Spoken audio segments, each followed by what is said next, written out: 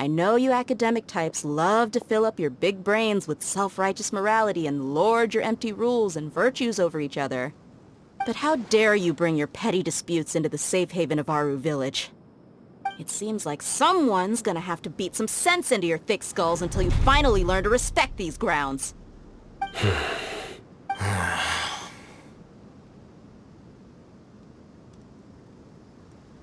Hey, did either of you hear a... Whoa, what's going on? The wind's so strong! Is this a sandstorm? Paimon's gonna get blown away! Another sandstorm? What's up with these recently? Hey, all of you, over here, quickly! We have to take cover! Someone's calling for us! Oh, this wind is too strong! Let's get over there! That sounded like Candace. Come on, you two. Jeez, are all of you academia folks such hard work? Move it! All right, stop yelling.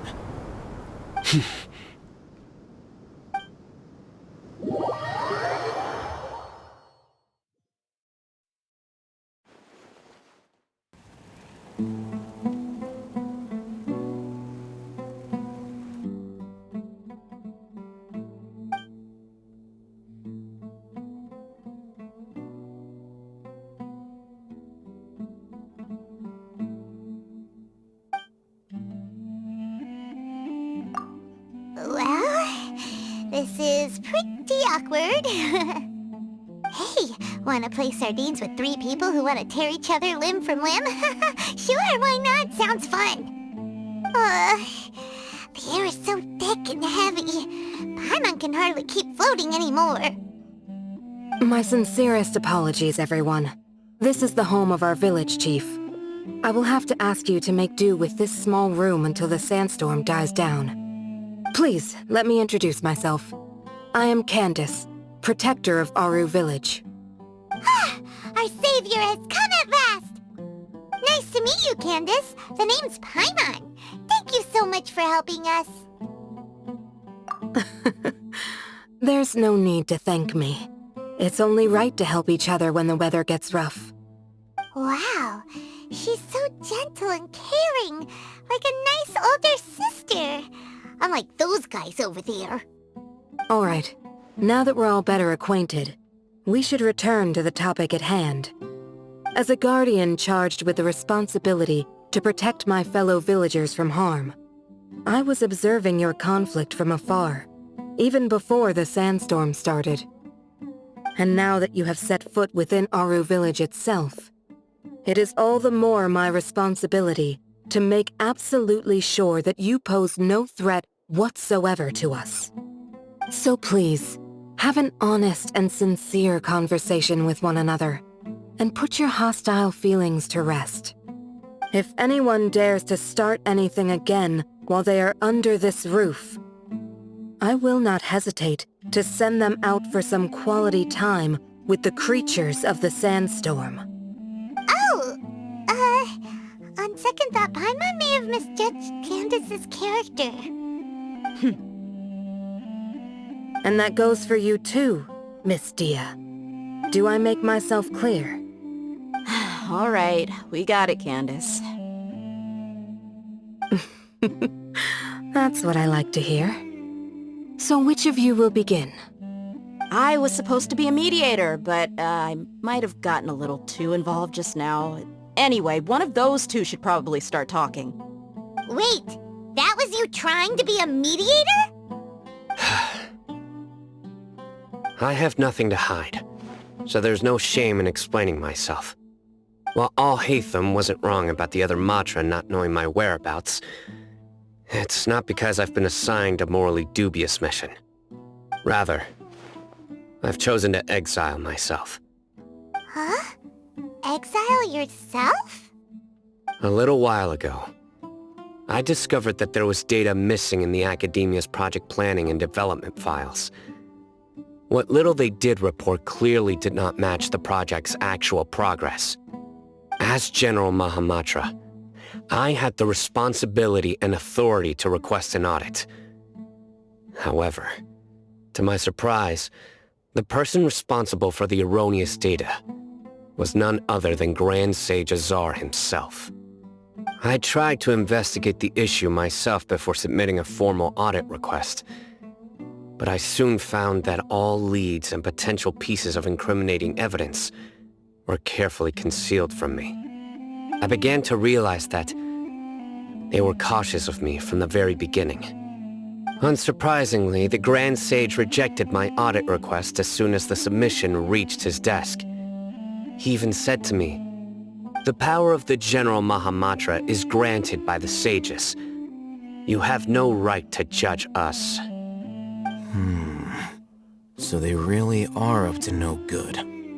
I realized then that to the Grand Sage, the Matra are nothing more than tools for the sages to assert and maintain their control over knowledge.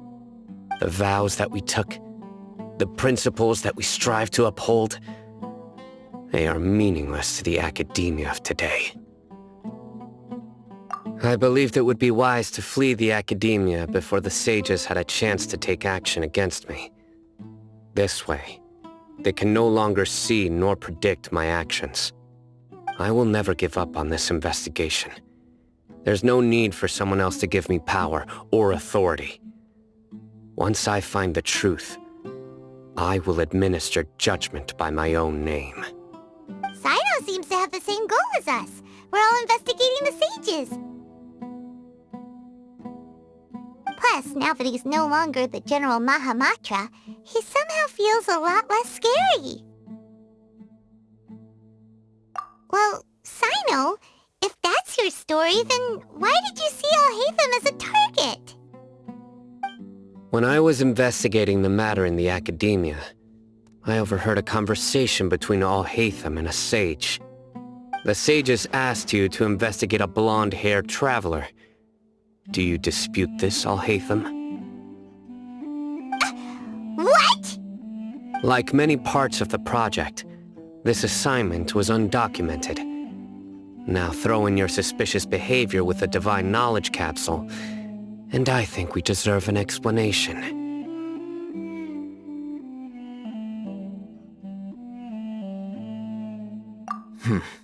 Yes. I was indeed tasked with investigating the Traveler. Alhaitham! After all, the promised reward was so great that hardly any scholar could have refused. The sage told me, once you've completed this assignment, I can give you a glimpse of divine knowledge. A most enticing offer. Unfortunately, those academics don't know me at all. Their words contained one key piece of information, namely that divine knowledge indeed exists. That gave me all I needed to know. From my perspective, the sages are far from trustworthy. Think about it. Isn't it a little strange they're so willing to share divine knowledge with anyone, even as a reward?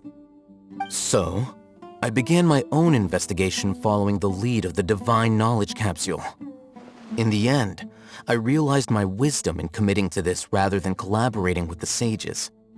Had I been less guarded, I probably would have ended up like that Ain al-Ahmar mercenary, incapable of remaining sane for long enough to hold a conversation. You mean that the sages originally planned to dispose of you, using one of those capsules that drive people insane? I'd already given up on the assignment by then. I only told the academia I was waiting in Port Ormos for you to appear so they wouldn't suspect anything. So it came as quite a surprise when I encountered my erstwhile target while investigating the Divine Knowledge Capsule.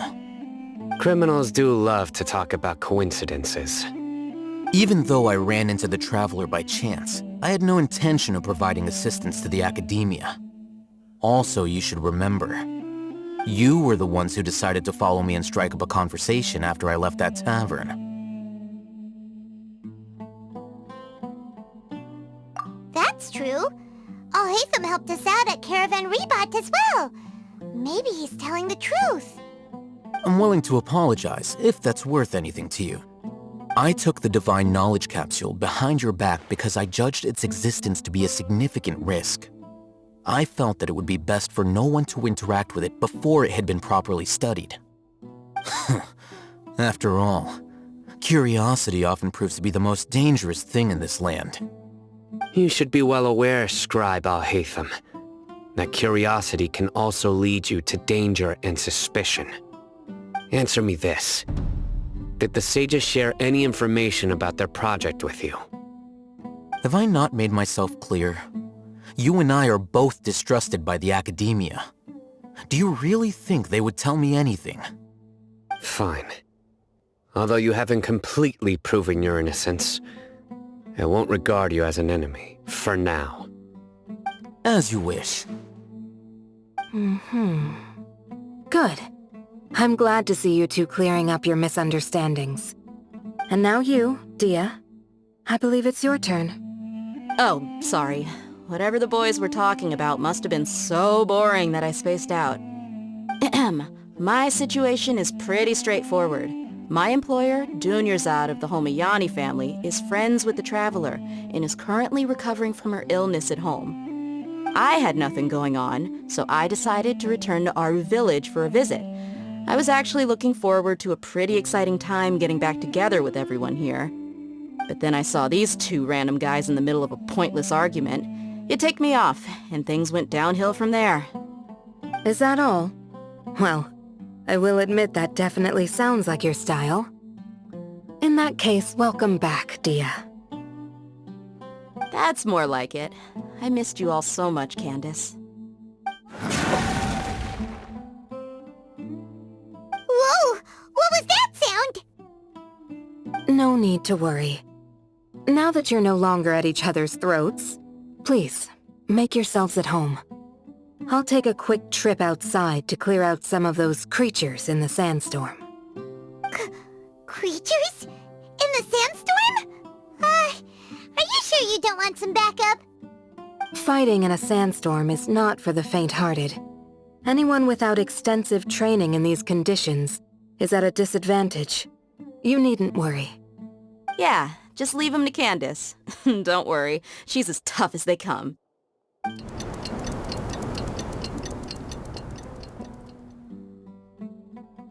The wind's died down.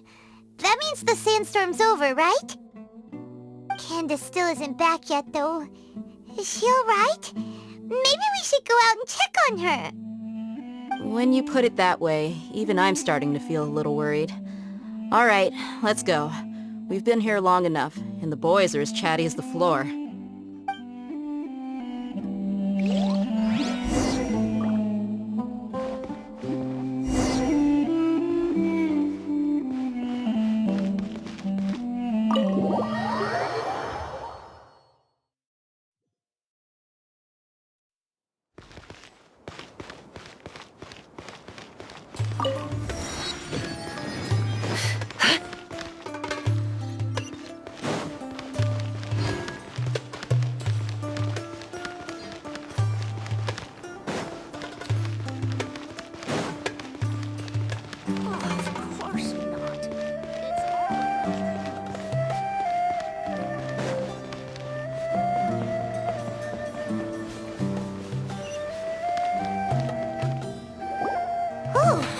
Candace, you're still fighting? You've been out here dealing with these creatures the entire time? Yes, they just keep coming in waves. I've lost count of how many I've defeated. Before I realized it, even the sandstorm had stopped. Ah! Here comes another wave! Leave this round to us. I got interrupted earlier, but now I have something to take my anger out on. It's been a while since I've seen the Flame Mane in action. I'll leave these to you then. I'll be sure to put on a good show. Let's go!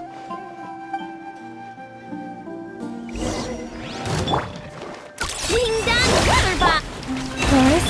No more lies. Here comes another wave! When are they ever gonna let up?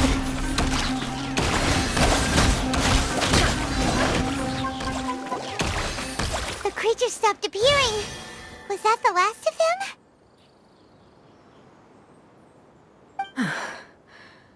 What we fought just now was probably the aftermath of the sandstorm. So we should be safe for the time being. Well fought, everyone. No injuries, I hope.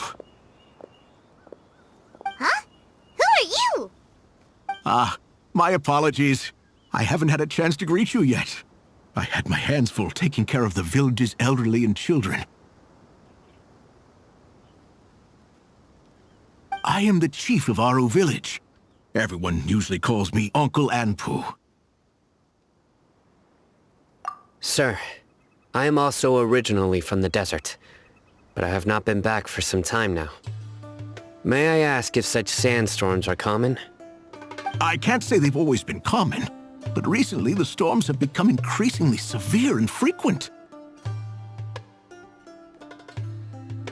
Besides sandstorms, we also occasionally get earthquakes.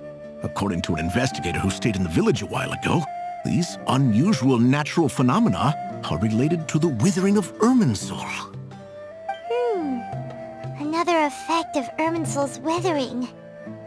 So, Irminsul's withering causes withering zones in the forest, and sandstorms and earthquakes here in the desert? Everything in the natural world is inextricably connected to Irminsul. These regional symptoms can indeed be a reflection of Irminsul's present state. Everyone in Aru village needs to take good care of themselves. Speaking of which, why haven't I seen a single village keeper since I got here? Village keeper? Who are they? Village guards like Candace? Does your curiosity know no bounds? Village Keeper is how Aru village refers to mad scholars exiled here by the academia. Most of them are scholars who lost their sanity after a period of training in the Avidia forest. The academia believes that their crazed mutterings may have a negative effect on the psyches of other scholars. So, they're forcibly exiled to the desert. Though if you ask me, it's all a boatload of nonsense. Alas, that's exactly what we've been trying to investigate. One by one, the village keepers have been mysteriously disappearing without a trace. But no one in the village has ever seen them leave. If you're planning to stay around the village for the next few days, I'd appreciate it if you could keep an eye out for them. I've had encounters with those people in the past. I'll see what I can do to help. The Matra are the ones responsible for their exile. Now that you're no longer with them, are you trying to alleviate your guilt and atone for your past sins? I'm fascinated by how you think. Mock me if you will, but if you are guilty, I will eliminate you, regardless of my position or identity.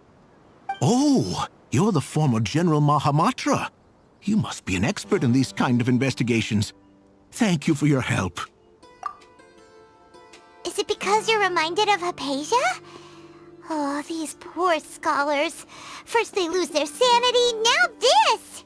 We need to help get them back home, safe and sound. But, is it really a good idea to tag along with Sino? You seem like you really don't trust him. I'll be grateful for the assistance. No doubt you will do a better job than some of my former subordinates. Let's start by finding a spot to share what we know so far.